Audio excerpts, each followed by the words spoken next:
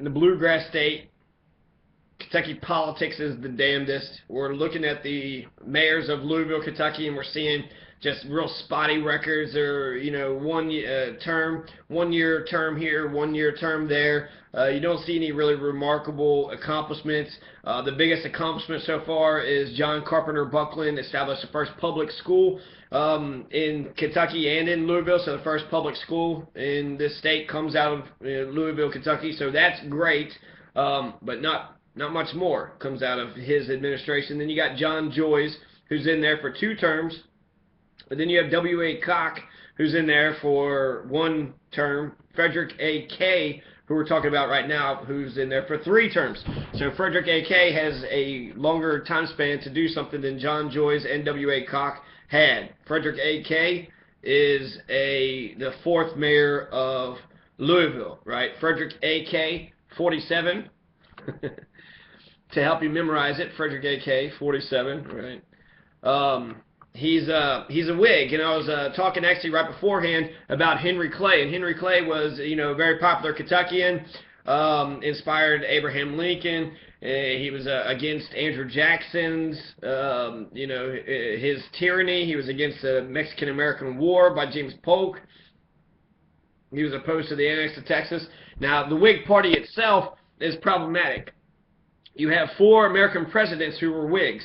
You have Zachary Taylor, who's actually straight out of Louisville. So Zachary Taylor is a president out of Louisville, right? He was in the Mexican-American War, was a general, and he grew up here, lived here. So Zachary Taylor was a Whig. John Tyler, after Zachary Taylor, you have John Tyler, and then he was expelled from the Whig. So John Tyler was only a Whig for a short amount of time. Whig is spelled W-H-I-G, but really it's spelled L-A-M-E. Millard Fillmore, he was also another guy. So you had John Tyler, Millard Fillmore, Zachary Taylor, William Henry Harrison. All these assholes were unremarkable, right? Just like the mayors, but also they were one of the lamest presidents. You don't know what Millard Fillmore. What the fuck did Millard Fillmore do? What did Zachary Taylor? He was a general, so he kills lots of Mexicans in the Mexican-American War. I mean, what did he accomplish as president? John Tyler, William Henry Harrison, he was only president for a month. He says a speech and catches pneumonia. He's so excited about becoming president, has the nation's attention. He talks for 3 fucking hours in the rain, and then catches pneumonia and dies because of that. So don't talk in the rain. That's a presidency. Totally gone because of that. But those are the 4 Whigs. So the Whig influence is important to know about for Louisville history, and especially because the 4th mayor of Louisville, Frederick A. Kay, not 47, but I'm actually Frederick A. K. 47. So AK 47 is AK 4, the 4th. He's a Whig. So to understand the Whigs, that's what we were talking about here. Eventually the Whig Party ends because Millard Fillmore, for the 2nd term of his presidency, there was an anti-slavery faction that disintegrated the Whigs. The anti-slavery faction nominated General Winfield Scott to confront Millard Fillmore on his pro-slavery views, and then the Whig Party completely dissipates. So Whig Party, it's got good and it's got bad. So it's actually like Republicans and populists, and against Andrew Jackson's poor white men Democratic Party. So Jackson's a tyrant, killing everybody, but he's also expanding the right to vote to more poor white males. So that's why some people laud him as a hero, as a great person. I personally don't give a shit about Andrew Jackson, genocider. Didn't give a fuck about the rule of law, didn't care about the Supreme Court, the Trail of Tears, and the bloody shirt. Just Andrew Jackson. He was also an admirer of Kentucky. Andrew Jackson, there's a quote about Andrew Jackson talking about how all Kentuckians have a deck of cards, a gun, and a flask of whiskey. So I guess that's something else to be said about Kentuckians. We're a bunch of drinkers, we're a bunch of shooters, and we play cards. So that's at least the whites in Kentucky, and so yeah, that's the Whig Party. Ashland is a plantation in Lexington, Kentucky. That's where Henry Clay comes out of. Henry Clay is also a 3-time loser for president. He's got the famous quote, "I'd rather be right than to be president," which he was. So good job for being right, but you didn't get elected, so you never actually got the gauntlet. And also Henry Clay was known to breed Hereford cattle. So he brought Hereford cattle into Kentucky. And so if you know anybody with Hereford cattle, it's because Henry Clay brought that in. So, Frederick A.K. Who is this guy, right? Well, so far, we've had the governor who chose John Carpenter Buckland. The governor chose John Joyce. But then with W.A. Koch, that's the first time where you see an election by the city council. And then Frederick A.K. is elected by the city council for 3 more years. And then after that, we get some of that, Jacksonian democracy, where David L. Betty is elected by the people, okay, in 1841. So you actually get democracy in Louisville, Kentucky, or the right to vote. So you get representative democracy. You get a republic. You don't actually get, a democracy. And you don't get close to a democracy. You get a momentary flash of democracy, but it's not even close to consensus-based democracy or just a true town hall type of meeting of democracy. So, but it is in the right direction. You're taking the power away from the governor. The governor doesn't choose between what the people had chose. The city council is not choosing the mayor. Now you have the people of Louisville, Kentucky, voting for their mayor in 1841. Before they did that, before they got democracy, the city council chose Frederick A.K. and it's the initial A and then K-A-Y-E. But I like AK-47, and I'm just going to keep on saying it that way because you'll all remember that. So Frederick AK-47 is the 4th and the 6th mayor of Louisville. So he's a non-consecutive mayor. Louisville's had 7 non-consecutive mayors. So he's mayor for 3 one-year terms, and then he comes back for 2, maybe 3 one-year terms. He's the son of parents from Pennsylvania. He came to Louisville. Frederick was born in Louisville. Frederick AK-47 is right here in Louisville in the late 18th century. They purchased a half an acre of land in 1789. Later that year built what's believed to be the first brick home in Louisville on Market Street between 5th and 6th.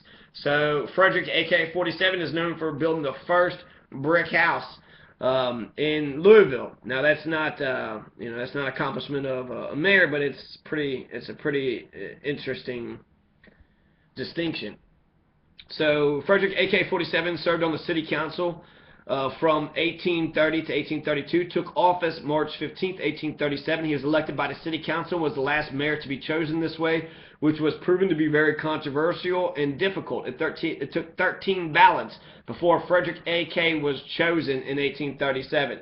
So, again, you have the city councils voting for it. It took 3 weeks to vote for W.A. Koch, and then it takes 13 ballots. 13 times the city council had to vote until eventually, 1838, the state legislature amended the city charter to allow for direct elections. So it was actually 1838. I'm talking about 41, but it was actually 38 when direct elections come to Louisville. So, right, let's see, Frederick, I'm just taking some notes down because this is important information I'd like to remember. And so Frederick A.K., it was, laid the first bricks. John Carpenter Buckland, first public schools, first in Kentucky. So John Carpenter Buckland is known for that. Also Unitarian, no political parties. Frederick AK-47 is one of the first people with a political party. 3, he's in there for five terms. So who is this man? Right, we've been talking about him. It takes 13 ballots to get him chosen in 1837. Then he's chosen. Finally, he's the 4th mayor of Louisville, right? So after he becomes the 4th mayor of Louisville, 1838, they change the city charter. So again, the legislature changing the city charter, not the people of Louisville themselves. The legislature, the state, is changing Louisville's laws and rules. So always changing, only have one single terms, changing the rules, changing the laws, backstabbing. There's all this, politics is the damnedest in Kentucky. So you'll see more of this. Also extended terms from 1 year to 3, but prevented incumbents for running for re-election. So it's another rule that the state legislature changed. From now on, you had direct elections. In 1838 in Louisville, then you have the terms for mayor turned from 1 year to 3 year terms, so that's why he's in there for 3 years. but you're not allowed to run consecutively. So if you're in there for 3 years, you step back and then you come back in again.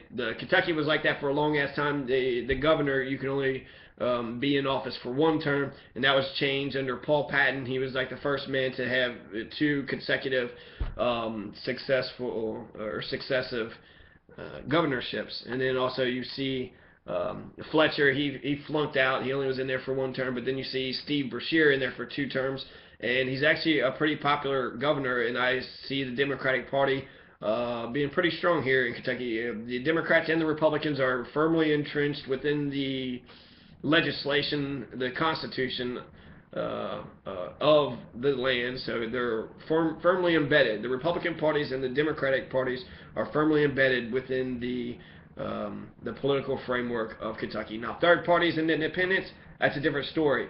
So we see this trend. It seems like history is progressing. We got direct elections in Louisville, so maybe we can actually see some more democracy happen in our times. Maybe we can get the power of recall or a referendum where we can get a petition signed and we can put a ballot on the issue.